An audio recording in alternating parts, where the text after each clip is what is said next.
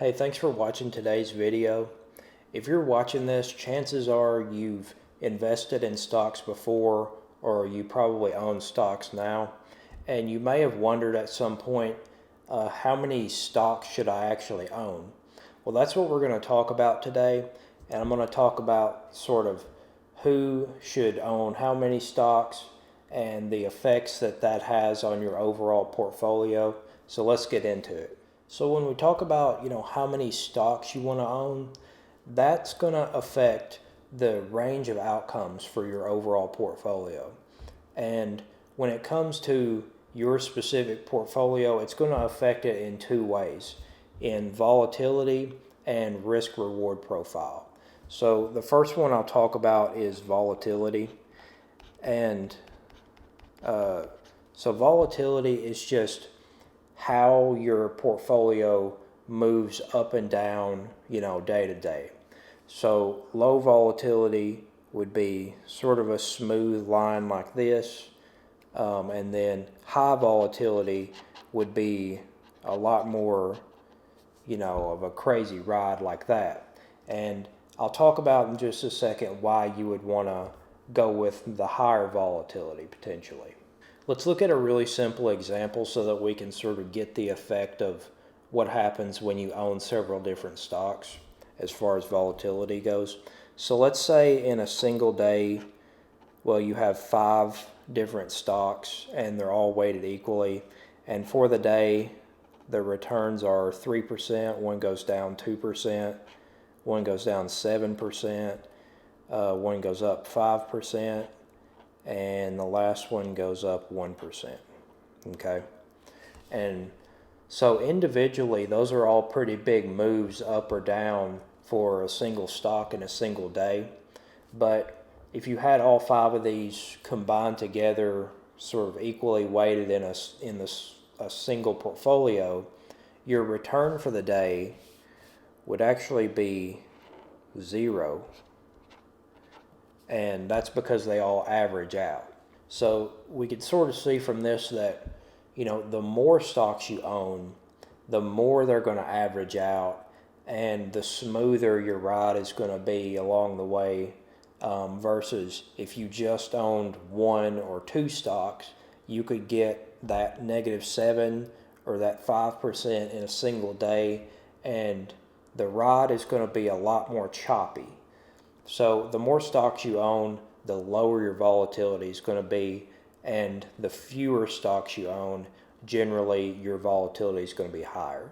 So now that we talked about what volatility is, you might be wondering, why would you endure high volatility? And the reason is risk reward. And so the risk reward profile is going to be a lot different for your overall portfolio if you own 500 stocks versus if you own 1 stock. So I'm going to give you an example of a portfolio that's owned 5 different stocks for a couple years. It's a buy and hold portfolio, and so they've returned 28%, 56%, -41%, 6%, and -3%. And those are all pretty big moves either way. And that's pretty normal for a long-term buy and hold portfolio, because if you own them for a long time, they're going to move a lot one direction or the other, hopefully up. But every once in a while, you get one of those -41% returns. So that's sort of the reason why you would diversify and you would own more than 1 stock. So in this sample, your return over that time period would actually be 9.2%. So that's not making you rich really quickly, but it's a nice solid positive return, and you sort of smoothed out that -41% return. But the reason you might want to own fewer stocks is because that 56% and that 28% you sort of missed out on because you're owning a lot of different stocks. But like we mentioned earlier, you would own a lot if you want to have lower volatility, smoother returns, and overall less risk. So like I said, if you own fewer stocks, there's more upside, but there's also more risk. So you have to just sort of deal with that and kind of figure out who you are as an investor and what you want, what your goals are. And so I'm going to talk a little bit more about that here in just a second. Okay, a word I mentioned a couple times is diversification. And diversification is just, how spread out your risk is. So you may think if you own more stocks, you're more diversified. And generally that's the case, but that doesn't always hold true. So if you, let's say, own 14 stocks and all of them are airline stocks, in that case you would own quite a few stocks, but you wouldn't really be diversified because all of these airline stocks are subject to the same, customers and the same risks and the same sort of business characteristics. So all of these companies, since they're so similar, are going to be moving up and down in the same way. So you're not really getting the effect of owning 14 different stocks if you own 14 that are all very, very similar. So if you've decided you're going for the highly diversified, low volatility, low risk portfolio, you want to make sure you're diversifying across a lot of different, like sectors, company size, industry, all that kind of stuff, to where, your companies are all a little bit different, and they sort of balance each other out to, give you that lower volatility and the lower risk. But like I said earlier, with that comes potentially less upside. Okay, now let's talk about what you should possibly do with your own portfolio. And there's two things that you sort of have to think about. The first one is risk tolerance. And so that's just how well can you deal with the ups and downs of the market. And if you're really good at dealing with that and dealing with that adversity in your investments, you have a high risk tolerance. Versus if you prefer the smooth walk through the park kind of investment, your risk tolerance is probably lower. And, one is not necessarily better than the other. It's just sort of what you prefer.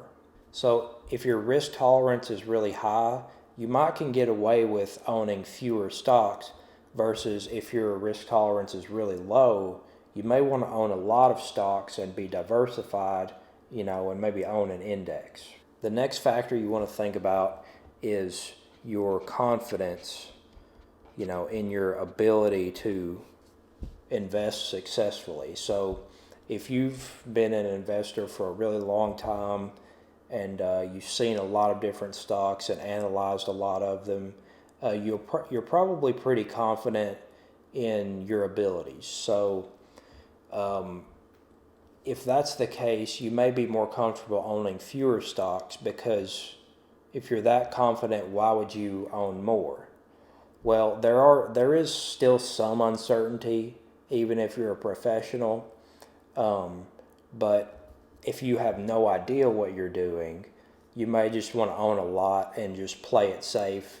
And, a lot of times that's the way to go. So now let's do a quick simplified example to sort of sum up what we've done in the video. So the three things we talked about are risk, reward, and volatility. And so let's say there's two different portfolios, and one of the portfolios owns 3 stocks and the other owns 90 stocks, okay? And so how would these two be different as far as risk goes? So the one with 3 stocks would be higher risk, okay, versus the one with 90 stocks would be lower risk because all those stocks would tend to, average each other out. As far as potential reward goes, the 3-stock portfolio would have a higher reward profile because it's not going to be balanced out, it's not really watered out, versus the 90-stock portfolio would have a lower potential return to go with the lower risk just because it's kind of a averaged out portfolio. And then, like we said, volatility, when you only own 3 stocks, volatility is going to be high because any one day they could be up or down pretty high. Versus the 90-stock portfolio, your volatility is going to be pretty low. The ride is going to be pretty smooth. So that's sort of the characteristics of owning different numbers of stocks. And like I said, you have to consider your own risk tolerance and your own stock picking confidence to sort of gauge which one of these you want to go with. And you can sort of go in the middle and own 15 or 20, something like that, if you are sort of in the middle of these two, and that's perfectly fine.